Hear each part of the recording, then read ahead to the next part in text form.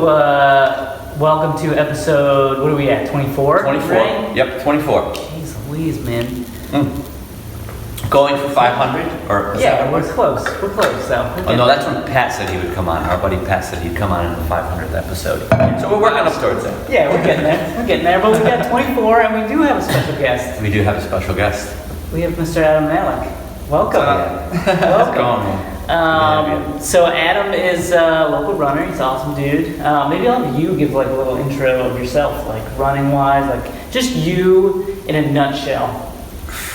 Well, there's a lot of various interests and likes, but for the most part, right now I'm a government employee. I don't know if my job will actually allow me to say what I do. We won't say it. It's highly classified. I had to take a government ethics training that prevents me from saying what I do. Okay. All right.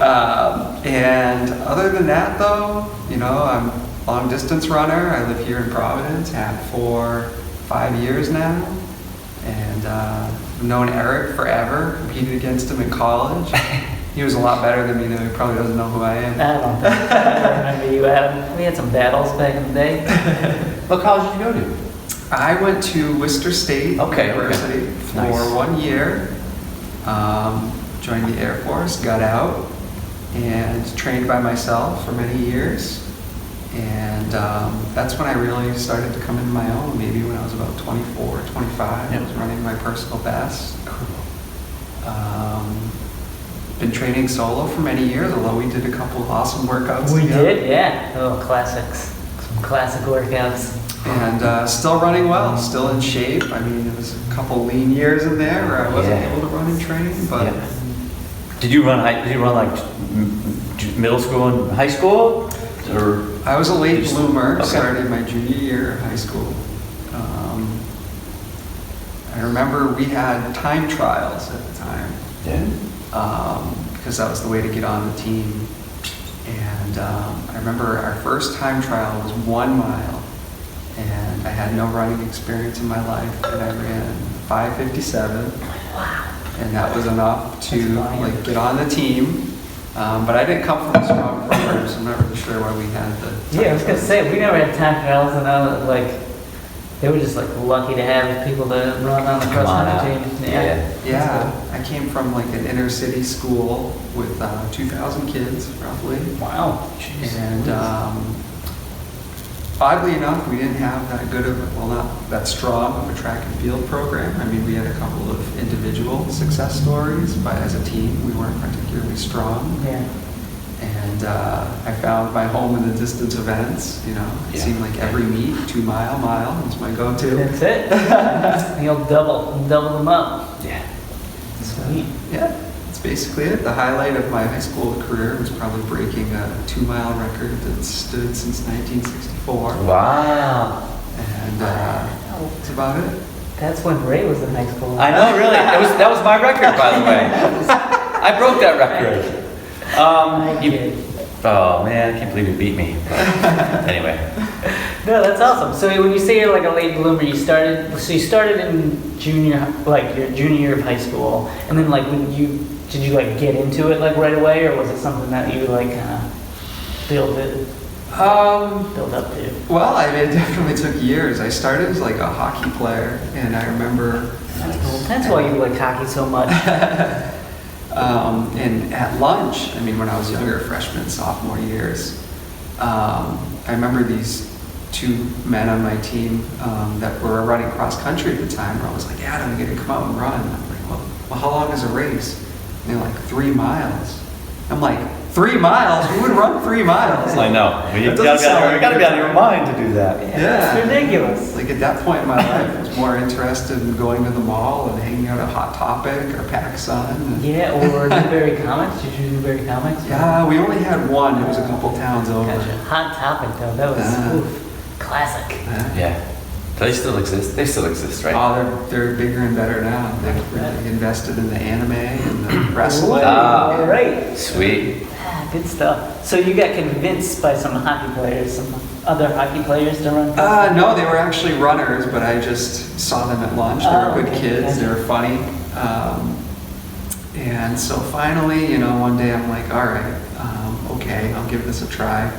And that first race was the most painful thing I'd ever endured in my life, that first cross-country race. Because in my head, I'm like, okay, driving 3 miles in a car isn't that bad. Yeah.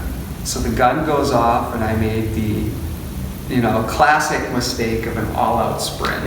Yeah. I don't even know if I made it a quarter mile. I was going to say a quarter mile, but I was so new to running, I don't even know if I made it a quarter mile. My lungs were on fire. My heart was ready to burst out of my chest. I couldn't breathe. I remember saying to a kid on the other team, "Get my coach!" I'm dying here. Get my coach. That's And I think I ran something not so good. I don't even want to say what my time was. yeah, whatever. We can all relate. I to could that. definitely relate to that. Yeah, the first race. Oh And man. it was only a 2.7 mile course because we Yeah. had obscure distances. Yeah, that's something that we've all been through, man. I've Absolutely. been there for sure. What was your first race like, Ray? It was horrible. Yeah, it was the same kind of thing. It was actually for me. It was junior high school, and back then, your courses are usually about 1.8 to 2.1, depending on what team you were going against. Ours was, I think, 1.8. And it was horrible. You start off with a mad dash at the beginning, and then you just, after the first, half mile, you're just dying to hang on, and yeah. I didn't vomit or anything like that, but I felt like it, for sure. The Yeah. first race. Oh, goodness, I don't even know if I can remember my first. I started running when I was in middle school, so it was like way long ago. But probably something similar, I remember it being like, yeah. Actually, did I run? I might have run even before that, because I did like recreation cross. Yeah, I did stuff like that. And then we'd have like field day stuff, and I'd do the 600-yard dash, but Yeah. 600 yards is old before you know it. Right. So yeah, I think it was much of the same. Look at all-out sprint, sucking wind, and then just like holding on for dear life. Right. Yeah, that was rough. A lot of walk run, I remember in that first race. Yep. That's how we train our beginning runner group, is the walk run. Walk run? It's just Yeah. a classic move, Yeah. Cool. So you moved on to college. College is kind of where you started to like get some really quick times and. Success was up and down during that freshman year because I felt like I was just starting. I mean, I didn't run in high school very long, so Right. I didn't really start coming into my own until that final outdoor track season of Okay. high school. Yeah. And then when I got to college, it was like I wasn't progressing, or improvement was inconsistent. Like I might have a really good race and then a string of bad ones and then another good one. Yeah. And you just had to make that jump quick. The mileage went up in college, Yeah. the intensity went up. Yeah. Some of those workouts at first almost felt like racing, Yeah. and that was hard to get used to, pushing yourself all the time. Even like an everyday training run, the pace was so much faster than I was used to. Yeah. Running on your own every day in high school, and then going to a team where guys are running, under 7 minutes every day for a training run, whereas I was running 7:30, 7:45. Yeah. It was a big difference. It's a big jump for sure. Right. I remember being tired all the time, and that's why, race performances were inconsistent.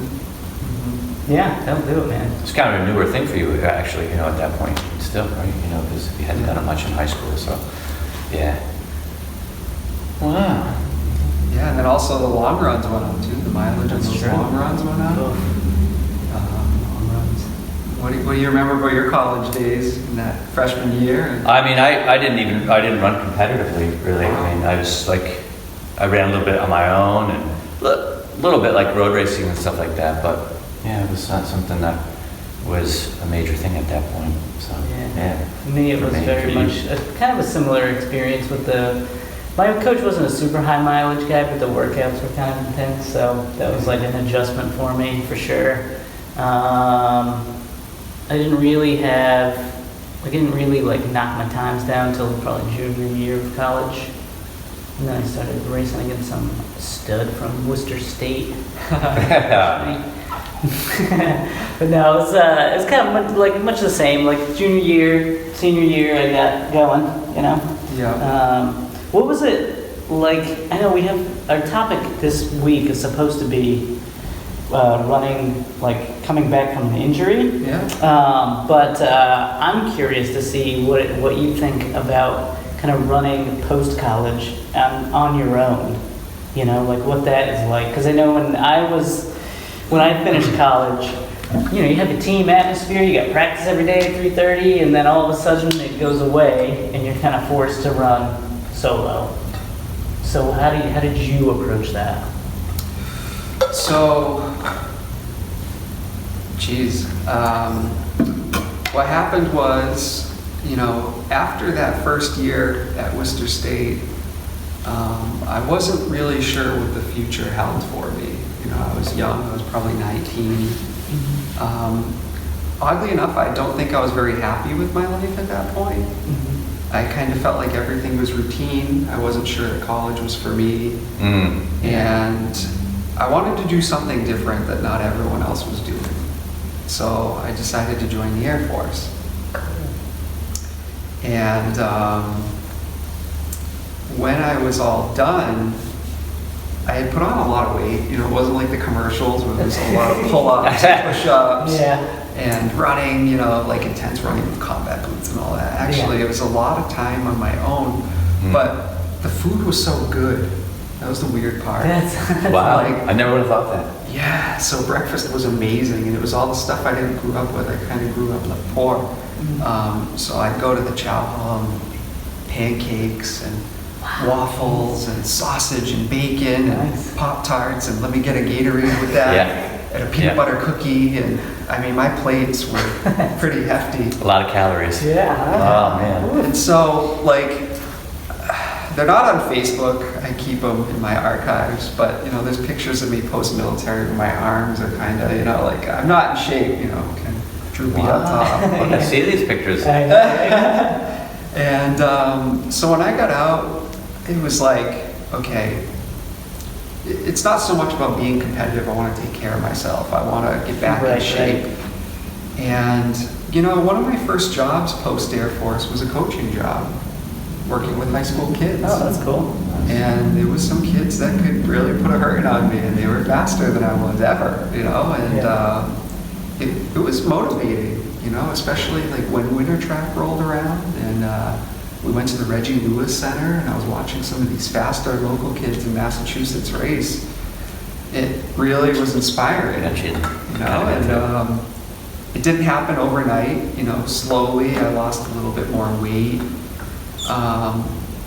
And at that point in my life, I was in my early 20s, I still hadn't had like a performance yet where I was kind of like a upper level runner, you know what I mean? I was okay, you know, and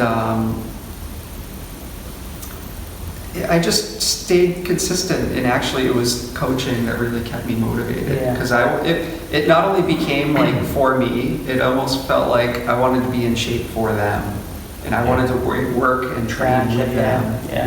And so when you have that like mindset, you know, it was about the team. I wanted them to do well. It inspired me to do long runs on my own on the weekends.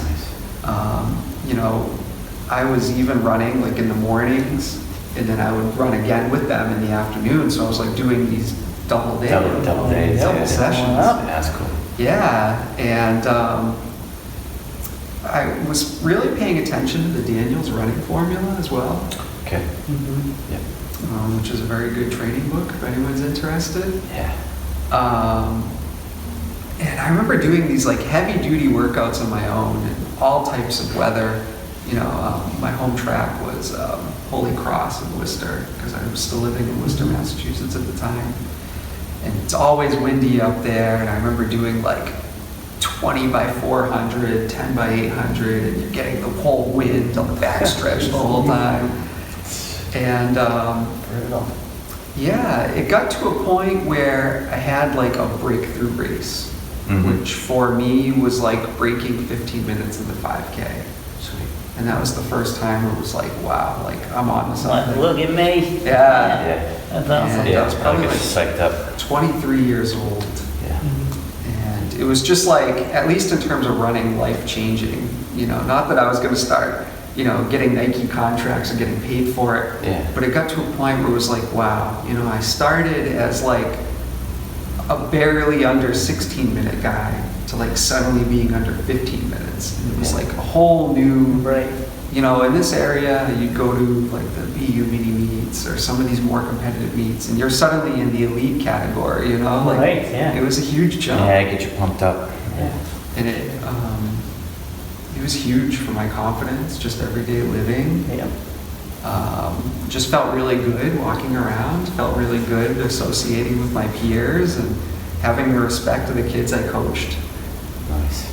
Yeah. Do you feel like they held you like accountable every day? Like, you gotta make sure I run so kids don't kick my rear end. Not so much that, but it was kind of like they kind of viewed you almost as like a quasi-celebrity. It's like, yeah, you got some street cred, man. Yeah, This they're like guy's a legit, man. Yeah. Kid under 15, man. This guy's legit. You know, like It's true. you'd hear all the little kids being like, wow, my coach is really fast, you know, like this little buzz. That's It fun. was cool. It was cool. Yeah, most cross country coaches aren't that fast, Adam. You probably would be one of the top cross country coaches out there. I would imagine. Yeah. I just remember though in junior high school, I had a coach. I don't even think he ran, actually.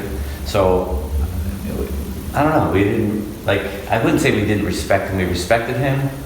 But when I got to high school and my coach ran with us, I mean, he wasn't like the fastest guy in the world. He ran with us, and I thought that was. I don't know. I just had a greater respect for him for some reason, you know. So to be able to like have them view you as a really fast runner. It's a neat thing, you know. You get a certain, I don't know. Yeah, and it was Certain fun level to of do respect. like the workouts with them. Yeah. Especially those faster, harder speed sessions. Yeah. Yeah, it was really like I was in the trenches with them, so it's pretty cool. Right. Yeah, that's Exactly. cool. Exactly. Would you like blow them out of the water, or would you just hold on to your like? No, I did a lot of pacing. So for me, it was a lot of like 5-minute pace, 75-second quarters. Yeah.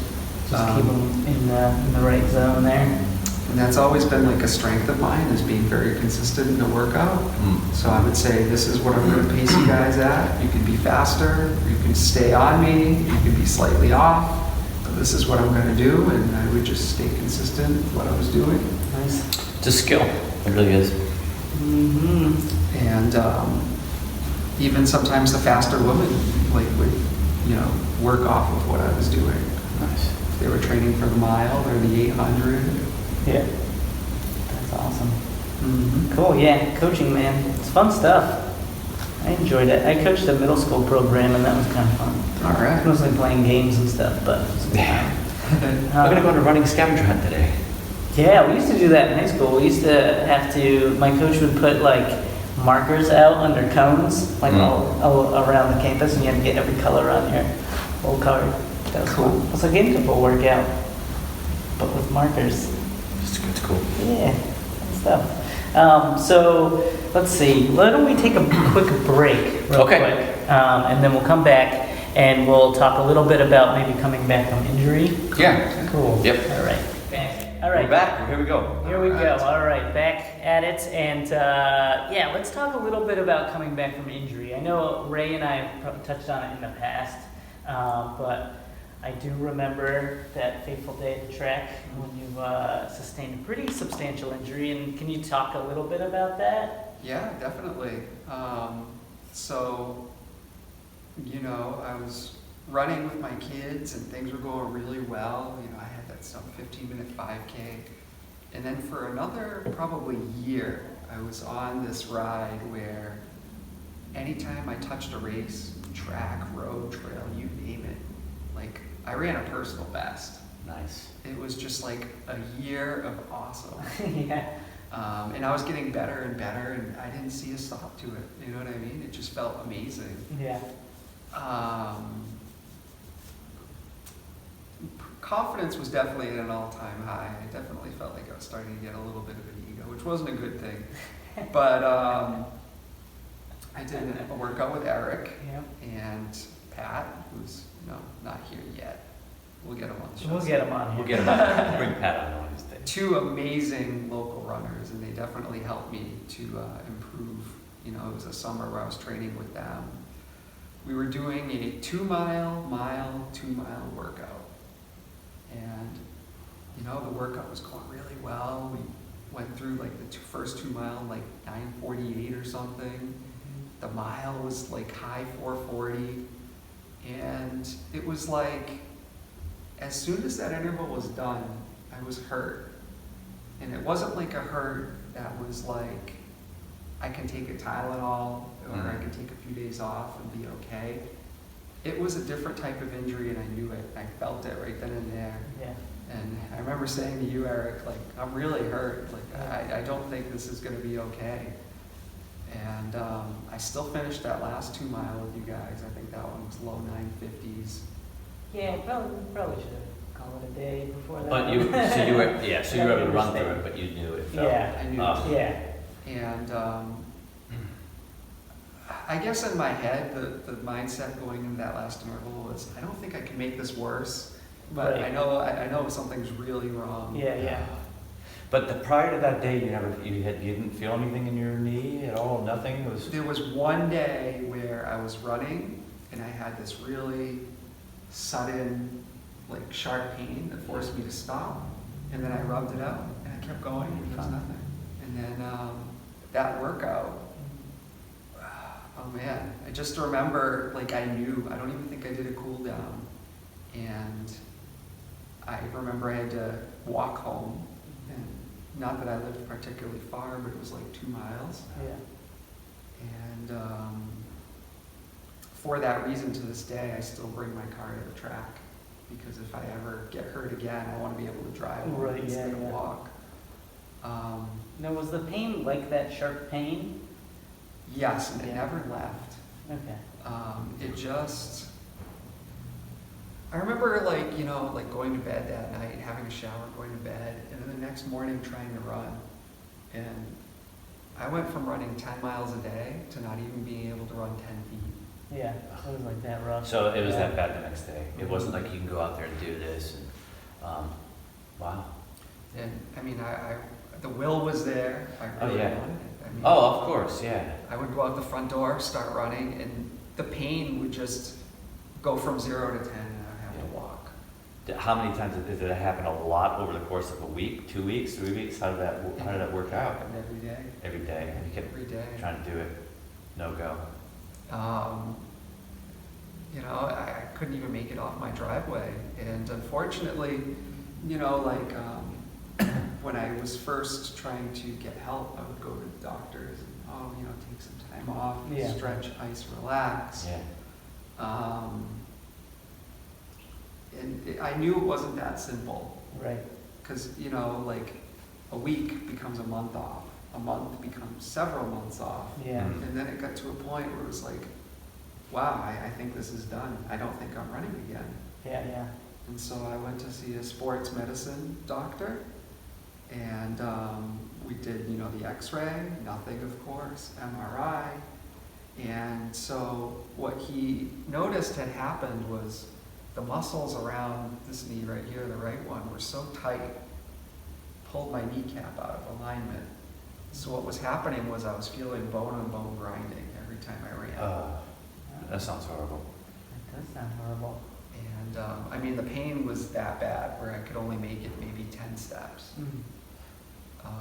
So the best route of fixing it was performing what they call lateral release, which is arthroscopic surgery. You put 2 holes, make an incision, and basically move your kneecap back.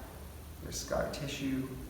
So I was out of running for over a year, and I was pool running, and So at what point after the injury until you went to the sports medicine?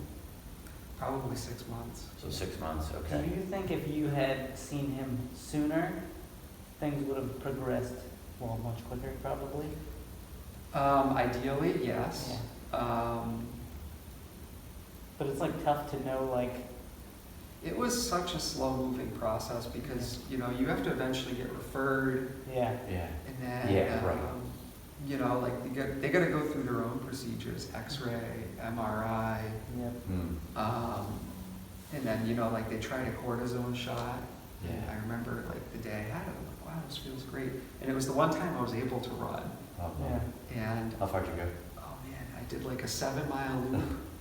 And with a mile and a half to go, it felt like there was this huge snap. Oh, And I immediately had to start walking. And I was like, uh-oh, like this is really bad now. yeah. Oh, my Lord. And so thankfully, you know, we went through with surgery. But the toughest part of not being able to run for, you know, over a year wasn't so much going to the pool or using the cross ramp or whatever cardio equipment I was on. yeah. I felt like I lost my social circle. Mhm. Like, Oh, yeah, you know, in the running community, there was guys that would text me all the time, hey, what are you doing on Sunday? You want to do a long run at 7 a.m.? Or, Yeah. hey, you know, I'm looking for someone to run with after work. I lost all of that. It was like all communication was gone. And in some ways it was a little hurtful because no one was like, hey, how are you doing, man? Like, is everything okay? Like, everything just stopped. Yeah. yeah, that's, I can relate. In college when I got injured, it's kind of the same deal, you know, it's like, you feel like you're just like on the outside looking in, really, you know, everybody's doing their thing, you know, you like see race results and you're like, oh, That's true. that used Yeah. to be me, I could have beat that guy, like what the heck? I see a lot of our group runners, you know, who are, you know, suffering from injuries and are, you know, in and out of sports medicine, physical therapy, and they come to visit on group nights, and you feel so bad for them because they're here to stay connected, and it's great to see them, and they're talking to their running peers, but when everyone leaves to go run, they can't, and it's kind of sad, Yeah. you know, and yeah, so they try to get to the races and cheer people on, but it's just, you know, it's not the same, right? It's not the same as getting out there and running with people. So yeah, that's tough. Yeah. That's brutal. And it was Yeah. just as Yeah. you said, Eric, you know, like Facebook, social media, cool running, wherever you look for results, RaceWire, you're seeing guys progress. And some of them are even running faster than you did. Guys that you trained with, you know, Yeah. they suddenly make that jump. And it was hard. And then, so when I was able to run again, like a year and a half after the surgery, I had really bad scar tissue built up. Mhm. And I still wasn't able to like run a lot, maybe a handful of miles a day. Yeah. I couldn't even get down on a knee. Like I couldn't bend down on one knee. The scar tissue buildup was bad. And then there was all these other new issues that I never had before, like shin splints regularly, minor aches and pains. If I did a workout, oh my God, it would take so much out of me in the long run. And I lost so much. And the will was there to come back. Like I always wanted to persevere, and I was Yeah. going to physical therapy, massage, you name it, the chiropractor. I was doing everything I could to get healthy and race ready again. Yep. And it was tough because sometimes the performances weren't there, and that lasted for years. Yeah. And you know, like trying to get back in with the running community, and I kind of felt like, you know, like I got the feeling like I wasn't viewed the same. You know, I remember some people like, oh, well, you're over 30 now, you're not going to get any faster. And, maybe some local guys might say like, oh, well, maybe Adam isn't as good as he thinks he is. You know what I mean? And it was tough because the same competitive drive was there, and I had to make all these tweaks in my own training in order to get back to where I was. And I very recently just got back to where I was. I know, I saw that. Yeah, Yeah. you're kicking butt. Yeah. Kicking butt these days. It's You're fit. and the thing is, I'm crazy enough. Like I'm glad everything happened the way it did, Mhm.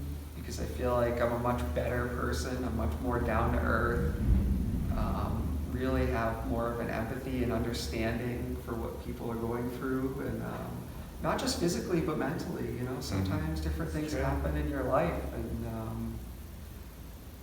yeah, you know, everything happens for a reason, they say, and so I'm just in a good place now. And Good. yeah.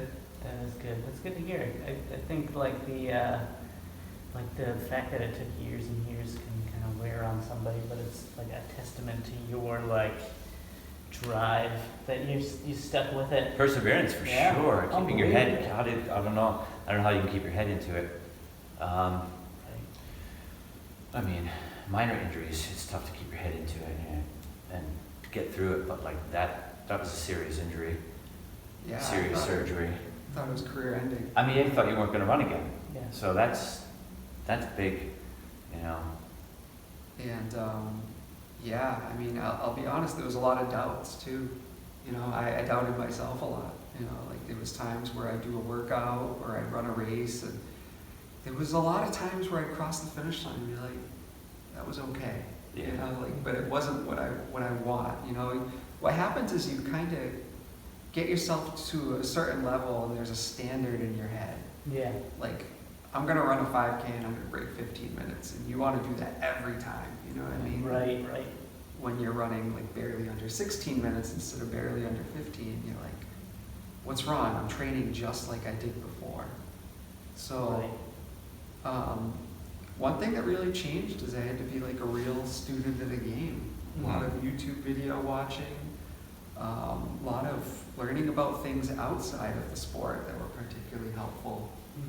I was learning about nutrition. I was watching people go on, I don't know if I'm able to plug the Joe Rogan podcast. Oh, yeah. Absolutely. Yeah, I mean, I was Plug it. watching all this stuff. Yeah. And it really expanded, you know, my horizons, and it wasn't just running that helped me get back to where I was. It was Yeah. all these new things. Sometimes it's like the other stuff that kind of gets you to that next level, you know? Yeah. Like I remember the same kind of deal and thinking about doing like, you know, the foam rolling, the core workouts, like doing all the other things to kind of drive you to get to a faster time. Yeah, it's interesting. Now I have a would you rather. We have this segment on our podcast Okay, called Would You Rather. So would you rather be attacked by a hawk on one of your runs or encounter a bobcat? What do you think, Ray? Me? What would you rather? Oh, that's tough. Does a bobcat come near me? Does it jump out and touch me? Or is it just encounter it and just not know exactly what's going to happen? I think, yeah. I think Okay. it's more than that, right? Yeah. Oh, okay. Well, and then maybe having the hawk dive bomb and like hit me Yeah. and actually hit me. I'm probably gonna go with bobcat. Yeah. Yeah, because that way there's no contact whatsoever. But bobcats can be pretty scary, right? So Right. it's like a vicious wild cat. Yeah. So how about you, Adam? Well, I've lived through both of You've them. actually- Yeah, that's why we mentioned this because you lived through both of those experiences. So Yeah. Because we talked about the guy who like murdered a bobcat. Remember that story? Yes. But we had you on, and I'm like, the dude like he ran by a bobcat and got attacked by a hawk, and then you told me about some other ridiculous animal encounters. we've had a lot of animal encounters. Yeah. So first, explain the bobcat situation. So the bobcat, I was running. This was maybe September of 2018, and I remember it was a wild day weather-wise. We had some type of like hardcore rain that came in the afternoon. It was a freakishly hot day, and then the skies opened up. So I was running, and I like to go through Butler Hospital here in Providence. And I'm kind of running around the perimeter of the woods, and I see this animal, and it's big, and it's laying on its side. I mean, I shouldn't say like big, but probably like the size of a small dog maybe. And it was very muscular and strong, and it was laying on its side in the grass. Licking its chops. Yeah, it had its tongue hanging out. And I thought it was dead, to be honest. I mean, it was just laying in the grass, and I'm like, huh. I don't know what that is, but I'm not sure I want to get too close, so I kind of ran around it. Yeah. And I kept going, and you know, to add some dramatic effect to the weather, you know, at this point the sky starts opening up, and it kind of reminds me of that scene. And do you ever remember the movie The Never-Ending Story? Oh yeah. Yeah. So Atreyu comes across the Nothing, which is that big wolf, you know what I mean? The shark teeth. Yeah. It Crazy. was a scary beast. Yeah, so I make my, you know, normal loop around the building, and I'm starting to exit. And at this point, I see that animal again, and it's now sitting up like the Nothing. Oh my I god. mean, it's kind of like, I look at it, and you know, bobcats, they got like that kind of fur. hanging Fur that in comes there. out, yeah. And I see it, and it's sitting in the grass like a sphinx, and I'm like, oh no. Like, at this point, it started moving. Like, it kind of got up a little bit, and its big, strong front paws, I see it move. I changed my mind. I might take the hawk. Oh, I might take the man. hawk in the back of the head. It's frightening. And so at this point, oh my God, it gets so dark. It's starting to downpour. And as soon as I see that thing moving, I like book it to the nearest building. And I'm looking for like security at Butler. And I'm like, you have a bobcat out there. Like, and so the guy goes, okay, like, do you need a ride off campus? And I'm like, please, like, I don't want to go by that thing again. And so we get in like the car, and he's like taking me around. The driveway's kind of windy. And I'm like, it was over there. And he shines like this big bright like spotlight on it.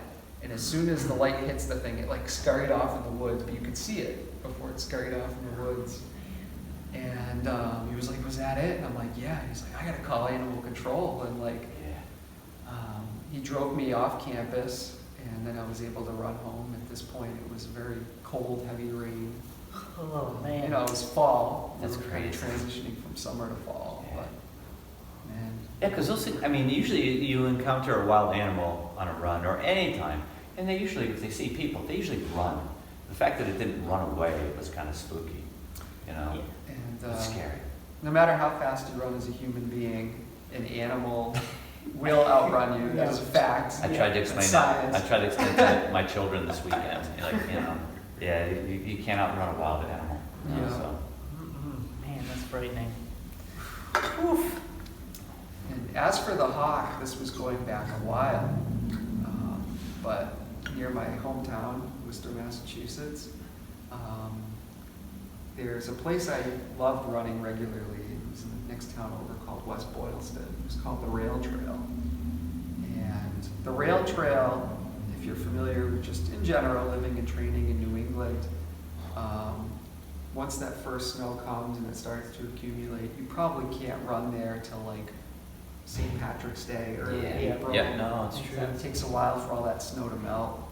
So at this point, we had like a, I don't know, maybe a 60-degree day. It was probably early April. So, you know, temperatures are starting to rise. But what was happening was all the snow started melting, and it created this like fog effect in the woods. Man, that's so creepy. I know. And so I'm running in the woods and doing the long run. I have my iPod in because at that point I loved running with music. Winter hat on because there was still snow and it was cooler in the woods than it would be on the roads. And so I'm rolling along, probably 8 miles into the woods, and going slightly downhill, all this fog, thick woods, and I felt like this right next to my head. What is this thing? It was the breeze. It was like a and I'm like, what was that? And you could see it go in front of me and up on a tree, and it's looking down on me, and it's kind of like squawking, like, Oh my it's lord. moving these, you know, its wings nice and fast, Oh my god. and it's like it was doing this other thing that was weird. It's like pooping itself. So it was like falling, and it's just going, and I don't know if I was too It's close so- to a nest. That's so bizarre. Maybe. Yeah. Could have been. Or maybe it just thought, it just saw something and it went for it. Well, I did have one of those like, you know, Russian winter hats on. Yeah. Oh, yeah. Yeah. You look like a little squirrel. Like Yeah. a squirrel or a mouse or something, it's just dive bombing at you. That's kind of indicative of a little like mist or fog. Might have, you know, So at that point, it's wild. it went down once. And I'm like, okay, whatever. It's not gonna happen again. Did it again. And this time it took a chunk out of my hat near my ear. That's crazy. This little talon took a chunk out of my hat. I still have the hat. I might go back with a bobcat. I don't know if I would want to have it. Oh, That's man. kind of freaky too. And so it takes a chunk out of my hat. And I'm like, oh, like this is for real now. I take the iPod headphones out and I started like, I didn't want to continue running because it kept coming after me. And this went on for a long time. This was like, It's unbelievable. no joke, Oh, my half Lord. an hour. I'm just being attacked. That's by unbelievable. a- Oh, my So, Lord. like, I picked up like 2 sticks that I found on the ground. I was trying to bat the thing out of the air when it was coming down at me, or a duck. And this thing was relentless. It did not stop, Jeez. and it just kept making that squawking noise, and it would come down, come down. Man. And I stopped running. I stopped my watch, and I was backing away, but looking at it, because I wanted to be able to see this thing. And it was going from tree to tree to tree, never like in a north-south. It was always just kind of, it changed direction. And I mean, it was relentless. And I remember calling for help. I'm 8 miles deep in the woods. Nobody can hear me. Goodness. Oh my I didn't God. have a phone, and what good would that do? Like if someone said, well, what's your location? Oh, I'm like 8 miles deep in the rail trail, on this unsanctioned trail. I think there's an big oak tree. Yeah. So eventually, I thought like this has to stop.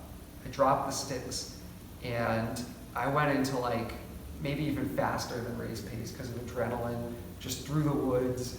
I didn't even look back. I think it might have came at me 1 or 2 more times, but at that point I was moving quick, Yeah. and I eventually lost it. And I came out. I don't know where I ended up, but it was in some random person's backyard. I might not have even been in West Boylston at that point. Yeah. And this guy just happened to be like chopping wood in his backyard. I'm like, dude, I just got attacked by a hawk. Like, I don't need anything, but can you just tell me how to get back to my car?